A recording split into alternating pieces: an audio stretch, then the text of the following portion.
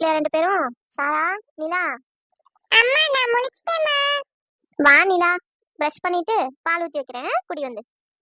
அம்மா பால் வேணாம்மா. நிலா, காலையிலே என்ன கோவப்படுத்தாத சொல்லிட்டேன். ப்ளீஸ்மா.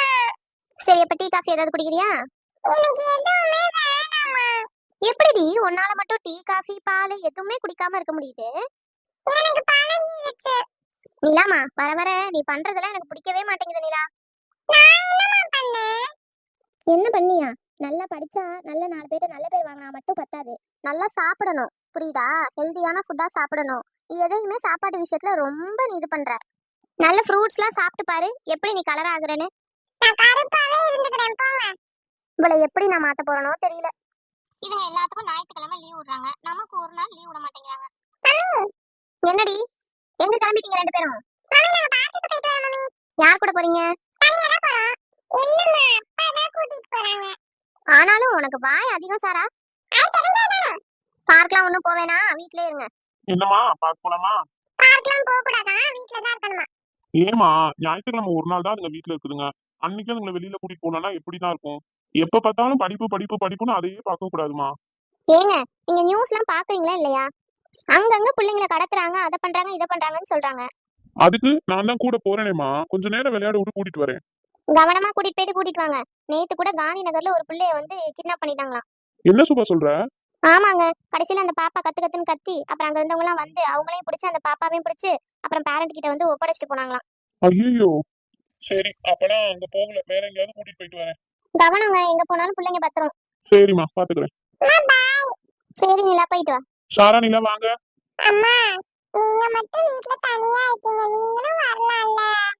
என் தங்க பிள்ளை, போயிட்டு வா சாமி, அம்மாவுக்கு வேலை இருக்கு. அடுத்த வாரம் காலையிலேயே வேலையெல்லாம் முடிச்சிடுறேன், அடுத்த வாரம் போலாம். இப்போ நீங்க மட்டும் போயிட்டு வாங்க. ஆனாலும் நீ பாவம்மா. போ நிலா, லேட் ஆச்சுன்னா அப்புறம் சாரா கத்துவா, போ. பத்திரமா இருங்க. இல்ல நான் சாங்க போறேன், வரியா? நான் வரல, நான் ஃபர்ஸ்ட்ல இருந்து வர போறேன். இது மேல ஏறி போகணும்டி. போயிட்டு அதுல சரிஞ்சு வந்து அதுக்கப்புறம் பிரிட்ஜ கடந்து இங்க வந்து சரிஞ்சு வந்து மறுபடியும் அந்த பக்கம் போய் இதுல வந்து இப்படி சருங்கணும். அப்ப நீ முதல்ல போ, அப்புறம் நான் வரேன். நீனா உனக்கு ஒண்ணுமே தெரியலடி, இது எல்லாமே ஒண்ணு கிடையாது, தனித்தனியா விளையாடுறது. அங்க பின்னாடி திரும்பி பாரு, எல்லா சர்க்கஸ்க்கு பின்னாடியுமே ஸ்டெப்ஸ் கொடுத்துருக்காங்க. அதுல ஏறி இந்த சர்க்கஸ் வழியா சருங்கணும். ஸ்வைங் ஸ்வைங்.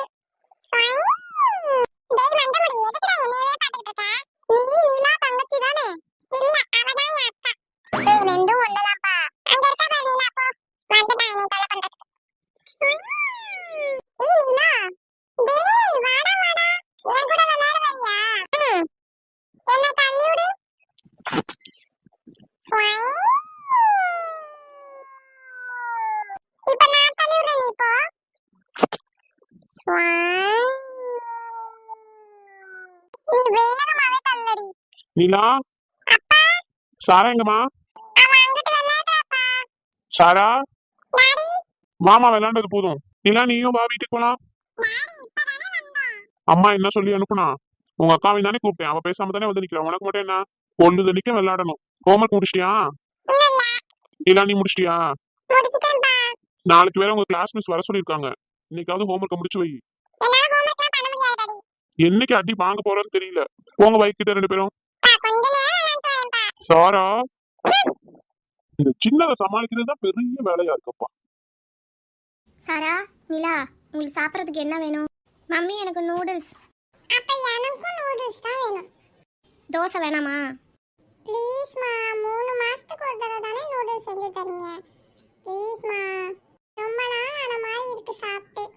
சரிடி, செஞ்சு தரேன். ரெண்டு பேரும் அக்காலும் தங்கச்சியும் ஒன்றா சாப்பிட மாட்டீங்களே, நீ ஒன்று சாப்பிடுவ நீ ஒன்று சாப்பிடுவ. சொல்லுங்க அதையும். எனக்கு இப்பி நூடுல்ஸ். எனக்கு மேகி. நான் திரும்பலாம் மேலே ஏறி வரமாட்டேன், 10 நிமிஷத்துல அக்கா தங்கச்சி ரெண்டு பேரும் கீழே வரீங்க. சரிம்மா. ஏய் இப்பயாச்சும் கொஞ்சம் டோரேமான் வைடி. போடி போ, நான் அப்பனா கீழே போறேன். போ, நான் ஜாலியா பாப்பேன். அவன் எங்கடி அழகானா? அவதான் எனக்கு டோரேமானே வைக்க மாட்டேன்னு சொல்லிட்டாருனா நான் கீழே வந்துட்டேன். இந்தா புடி, அவளை போய் கூப்பிட்டுட்டு வரேன். ஏய் சாரா, கீழே இறங்கி வா. சாரா இந்தா, அவளுக்கு மட்டும் வேற பிளேட்டு, எனக்கு மட்டும் வேற பிளேட்டு. ஆரம்பிச்சிட்டிங்களாடி? ஐயோ தெரியாம போட்டேன்டி அம்மா. போட்டதுக்கு அப்புறம் தான் நினைச்சேன் போச்சு பஞ்சாயத்து ஒன்று நடக்குமேனு. சரி மறுபடியும் தட்டை மாத்துனா 7 தட்டு கழுவணுமேன்னு நினைச்சேன். அம்மா தாயி இன்னைக்கு மட்டும் சாப்பிடுமா, வம்பு கட்டாம சாப்பிட்டு போய் படுங்க, காலையில ஸ்கூல் இருக்கு.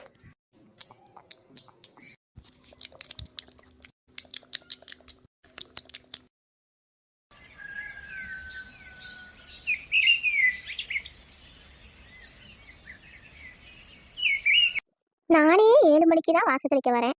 எங்க ஆளுங்க உன்னையுமே காணல. ஏய் சுபா, வாஷிலா, என்னடா வெளியே திரும்ப யாரையும் காணாமேன்னு பார்த்தேன். ஆமாடி, சனங்க ஏற்கனவே பயந்து போய் கிடக்கு. இதுல எங்கிருந்து வெளியே வரும்? ஏண்டி சுபா, உனக்கு விஷயம் தெரியாதோ? என்ன விஷயம்?